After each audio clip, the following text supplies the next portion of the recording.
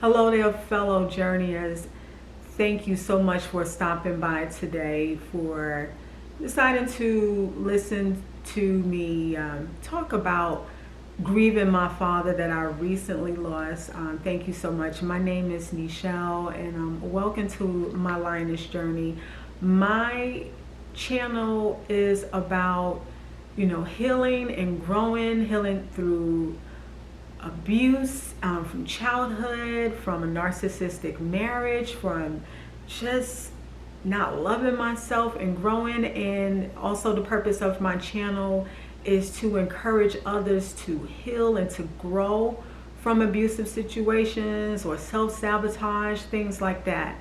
I'm mentioning that because I am on a healing journey. I'm on a personal self-growth, self-love journey. And I feel like it's important to share different things that come about when you're on this journey. Life continues to happen. Life doesn't say, oh, you're on this journey, happy, happy, joy, joy. Only up's going to come. Life is an ebb and flow. That's how these experiences are. And I lost my dad, and that's a part of that. And so I want to share with you all that experience. My father passed away on September the 9th. Prior to my dad passing away, I was in an abusive relationship. I lived in South Florida with my younger children. My older children are adults, but my younger children with my ex-husband. And I had came to the conclusion that I definitely need to leave. No one's coming to save us. I need to leave. My dad was part of the motivation for me leaving. My dad, when he was living, he had many health issues. One of them mainly being heart, a lot of heart issues. And so I could hear that. I'm like, okay, even though he would try to underplay it and make like, everything was fine, I can hear like, I need to get home. And so I was like, let me get home. That way I can see about my dad. He was separated from his wife, and I'm like, okay, dad needs me. And so I ended up coming home June of 2020. And he was, oh my God, he was so happy to see me. I mean, we had the longest embrace when I came home, and that was a beautiful thing. There's a story to this. I may share part of this story and something else that I feel like would be impactful. I will say this, part of me coming back home and seeing the peace on my dad's face is because my dad knew that I was being mistreated in my marriage. He didn't know to what extent. I intentionally kept a lot of information away from him for many, many reasons. And just to see the relief on his face and to be like, okay, now I'm back home. If he needs me, I'm here. I can get there faster versus where I was living. It was like a 5.5 to 6 hour drive to be able to get to him. My relationship with my dad was interesting. One thing I can say about my dad, he wasn't abusive towards me. He dealt with addictions when I was younger. And so he wasn't abusive. He was never judgmental, no matter what. I do know that myself and his mother, my grandmother, were his motivations to get off of drugs and alcohol. And then when you fast forward the time, I mean, because when my dad was younger, he was like a gangster for it was like on some gangster stuff. And to watch this man transform from that and then he ended up becoming religious, and he ended up becoming a minister. And I thought that was a beautiful transformation for him. I really thought that was, and I was happy that my grandmother was able to see her son make that transformation. And then I come home, and he gets to see me make the transformation to say, I no longer want to be a victim. But I did spend time with my dad as a child up until a certain point, and then we lost contact, and then we gained contact again when I was a teenager. So overall, we had a pretty good relationship. He stayed praying for me, and he always prayed for his grandkids. My dad was the type of person, he could have illness or not feel well or be going through something at home with his wife or whatever, and he would not sit there and complain. He may tell you a little something, but he'd be like, well, don't worry about me, don't worry about daddy, baby, daddy's okay, or whomever he's talking to.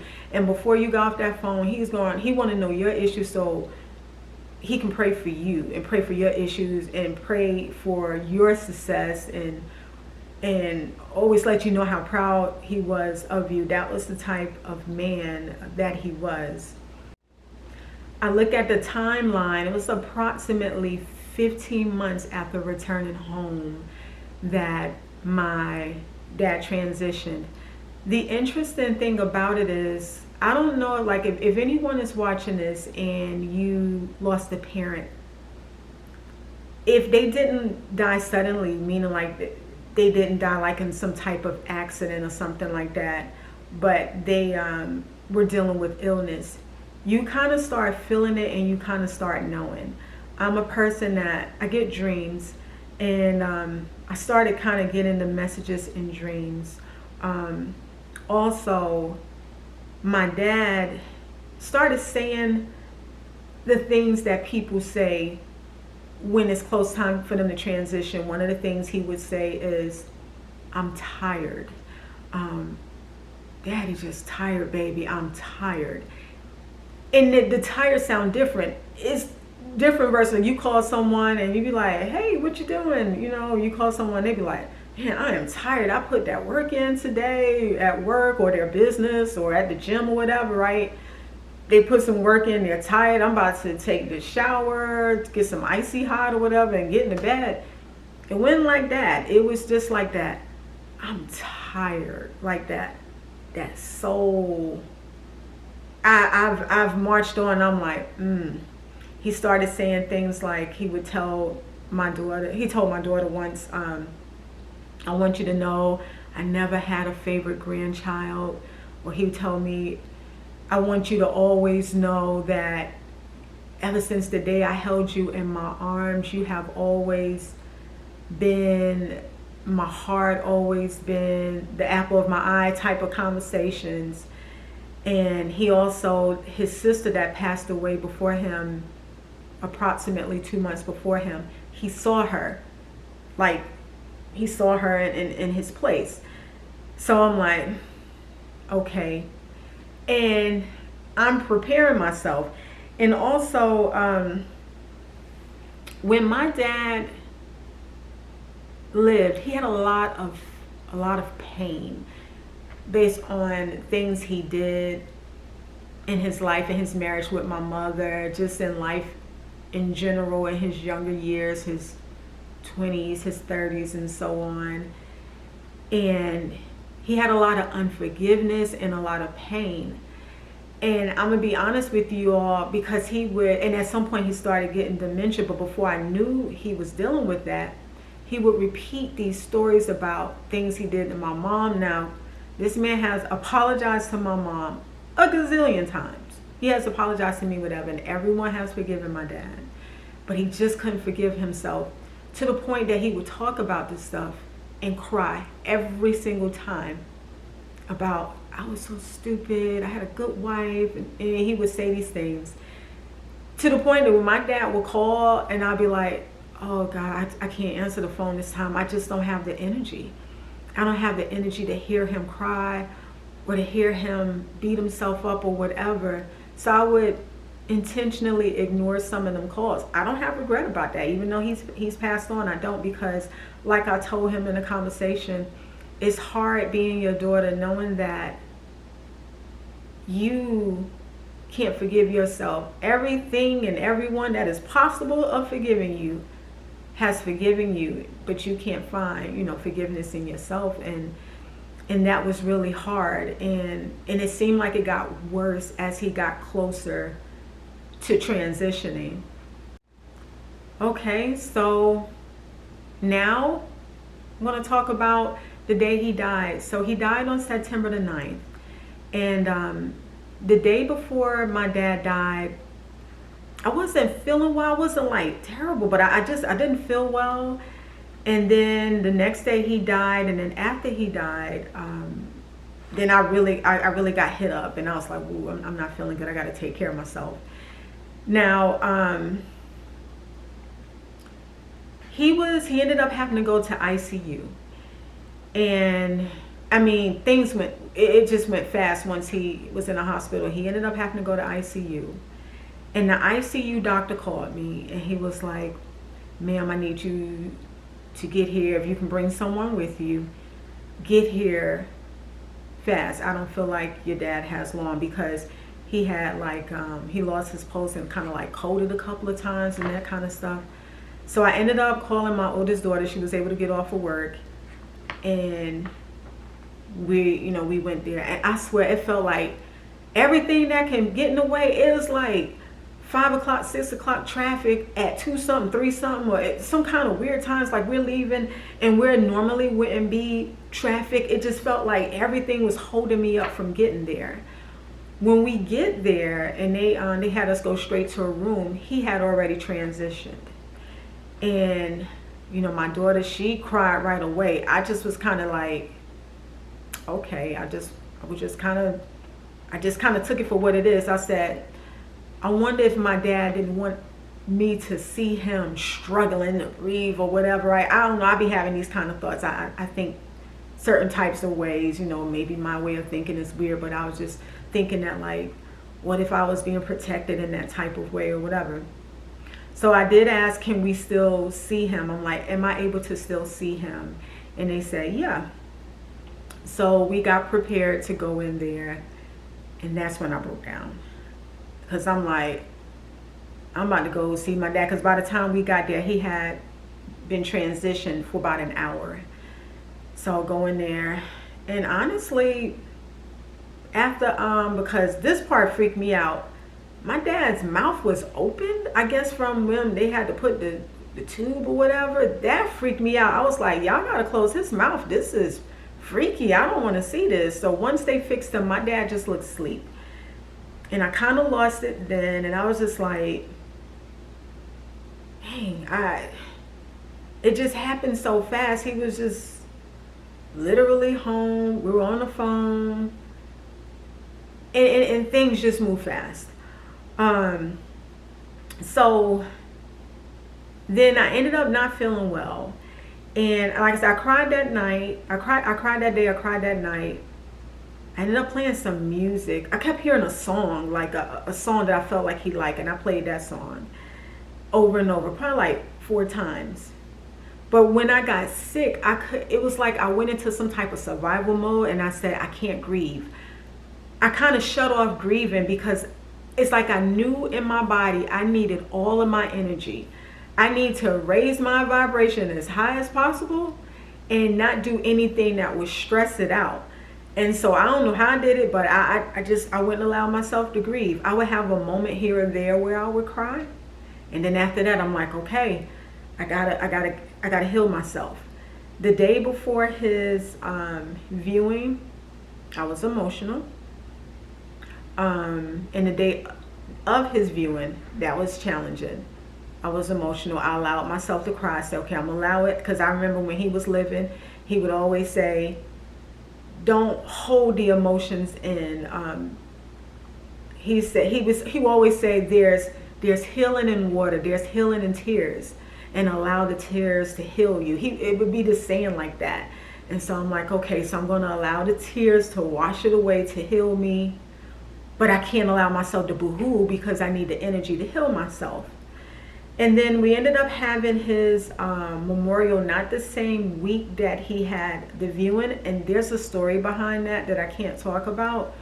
But our family had a viewing, after the viewing, our family had his memorial, because he got buried. But our family had the memorial the next weekend. Like I said, it's a story behind that. By the time that memorial came, I felt better as far as what I was dealing with, and I felt much better. And the day before, was it the day before? Yeah, the day before his memorial, it just flooded, just like the floodgates of tears and everything. You know, y'all, what was hard for me was that I felt like, I mean, my dad was a minister, and he was very religious. He was a minister, very peaceful, praying, loving, kind man. In his younger years, he made mistakes. The man was crazy. The man was a gangster of sorts. But in his older years, he changed, and he became just a beautiful, loving, kind soul. And he suffered. He suffered with memories and thoughts of his marriage not working with my mother, for not being there for me like he wanted to, for however twists and turns went in his life. He was separated from his wife, and that really broke his heart. He wanted his marriage to work with her, and it couldn't work. He was heartbroken, and he didn't understand why. He was losing his memory. He had issues with his heart.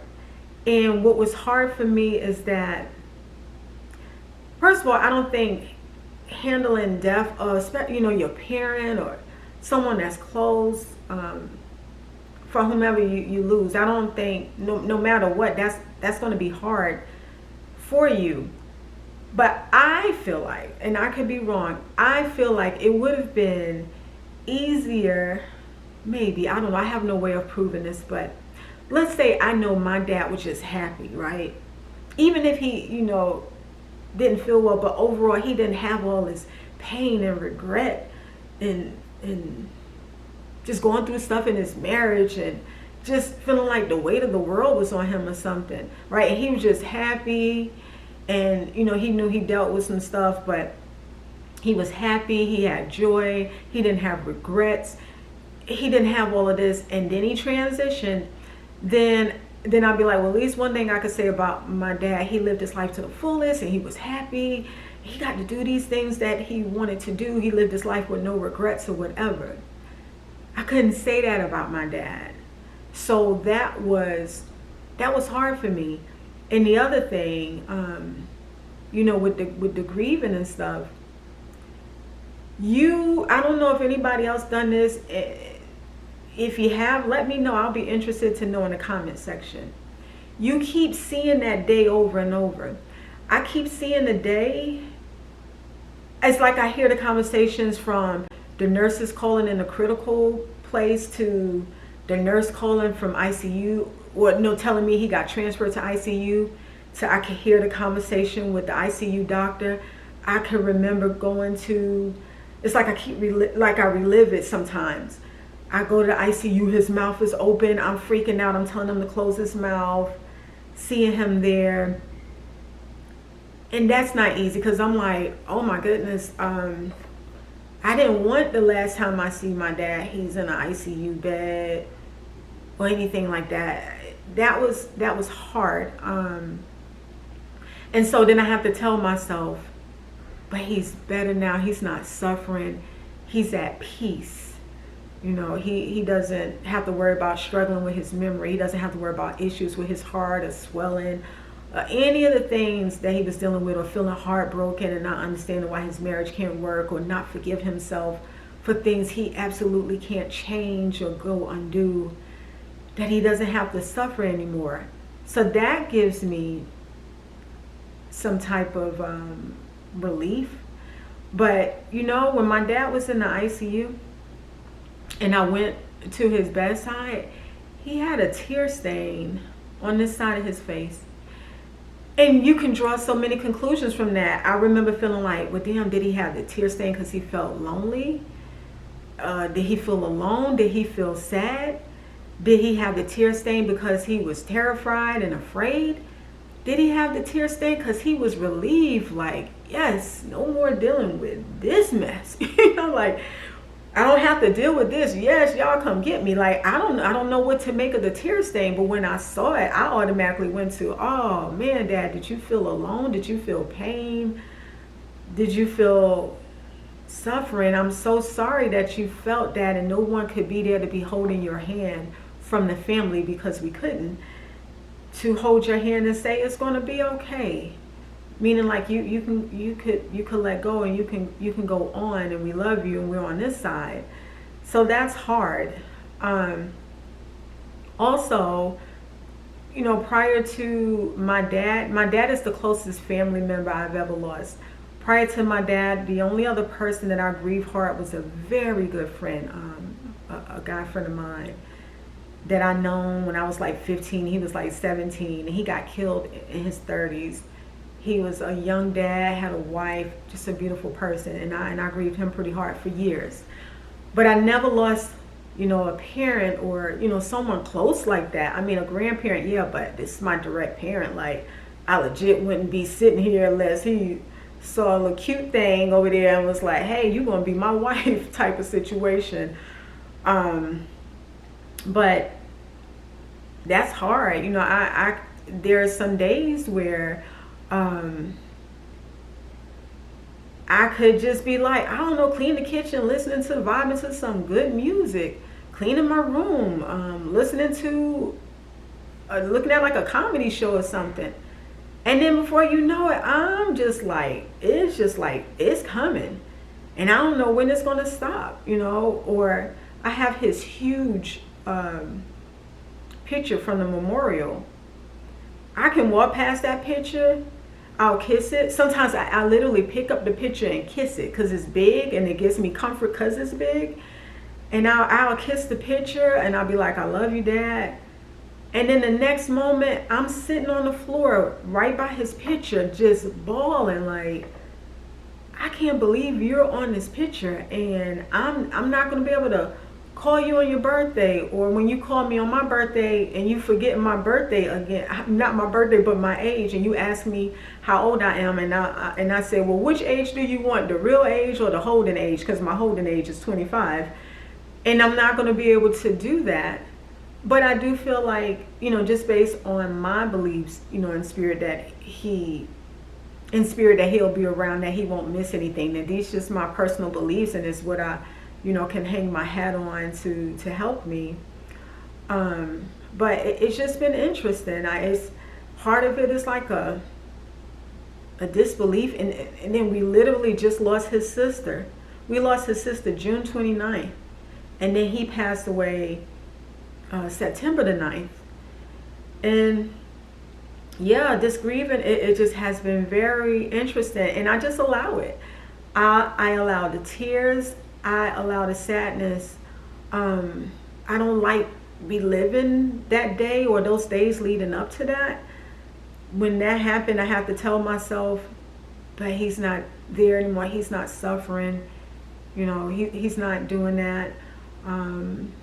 And just to continue to push on and say, you know what, I'm going to do the things to make him proud. I'm going to make him proud of me. Well, he always spoke about how proud he was of me, and just continue to do the things to make him proud and just bring honor to his name, Ooh. Overall, I'm at peace with him no longer suffering. And so my advice to anyone that is dealing with grief, or you lost someone close, allow it to flow naturally. Just, if you need to cry, you need to excuse yourself, cry, excuse yourself. My aunt was saying that because she lost 2 siblings, she's the last one left on that side. She said she was in Walmart, and her and my aunt stayed in Walmart. They be on their little scooters shopping as if they really need anything else, and that was her girl, And my dad was the youngest, so they stayed on their little brother from the time they were little all the way up to, being in the ages that they are. And she said she was in Walmart, and she just bawled. She didn't even expect it to come out like that, but that was her and her sister's favorite spot. Finding something on the clearance or whatever, getting stuff they don't even need for the house, and just had that moment. I would say allow it, I mean, I'm going to be honest with you. Like, there's times I've been in a car and I'm like, oh God, I can't be driving. Like, I got contacts on. I'm like, I can't be crying. I already wear contacts. Let me try to make it home. And I'll be like, because I don't want to be in traffic boo-hooing So if I'm close enough to home, but if I need to pull over, I'm going to pull over. And I'm like, I don't care if somebody like, why are you crying like that, or looking at me? They're just going to have to look, you know. So allow it. I would only, my advice when it comes to grieving I would say, if your grieving is interfering with you to the point to where you just can't do anything for yourself, or if you have children or your children, you're neglecting yourself, you're not eating, and I mean, it's weeks, and you can't get out of the bed, and you are in some type of severe depression, or you feel like you don't want to be here, you don't want to go on, then in this case, then I would say you have to talk to someone. Because the person that transitioned, they love you. They would not want you to be that way. They don't want you to give up on your own life. If you're still here, then there's some work that you still need to do. They would not want that for you. They don't want that, you know. Of course, it's natural to grieve and cry and miss them. We miss them. We love them. But they wouldn't want you stuck in the bed and wanting to give up on life. They would want you to carry the torch and to keep it moving and just continue to grow and learn until it's your time to transition. You know, I don't know that factually, but I know that in my soul, like that's what I feel. And if you're witnessing someone that is grieving hard like that, you may need to intervene. You may need to offer up, suggest some therapy, a grief counselor, a therapist, or whatever, or depending on who you are to that person, bring them to the home if they can come to home, or through Zoom or something like that. You know, try to get them, you know, some help. You know, don't judge them and like, oh my God, you're still stuck in this bed, or why you, just get over it. Don't do that. Don't do that. We all have a right to grieve in the way in which we need to grieve, you know. So that would be my advice. Other than that, if you're not you know, neglecting yourself or your kids, or just basically given up, allow it to flow naturally. It's really unpredictable, and it's a very interesting experience. You know, I'm actually shocked that I've been able to maintain this whole video and not break down, you know. Who knows how I feel tomorrow. I take it one day at a time, and that would be my advice to you. So I thank you for, if you made it this far, I thank you for listening, you know, listening to me. I hope some way, somehow, that anything I shared in today's video provides some type of source of comfort or understanding for you, or if you know someone that is dealing with grief. You know, with me being on this healing journey, I'm going to share the good, the bad, the ugly, and the beautiful. You know, and it's important to share that, and that's my story now. I lost a parent, but I always love him, you know. So, and guess what? He'll always love me, and whomever you lost, they will always love you, and you will always love them, and you have the memories. If you found this video helpful, I don't have anything more about grief, but just more about healing and self-love journey. I'm healing from abusive situations, being accountable to yourself, whatever. If you like videos like this, then please check out my other content. And if you feel moved to subscribe to my channel, please do so. I'm trying to build a tribe of growing through it healers, and taking our own lives, taking back our right to say who we are, and you know, just moving through and growing through. That's the tribe that I'm attempting to build, and believing that I will build, that we grow through it together and we help each other. And in any kind of way I can be an inspiration or motivation, that is what I'm here for, and that is what I'm called for. So again, thank you all so much for stopping by today. Many, many blessings to you all, and bye-bye for now.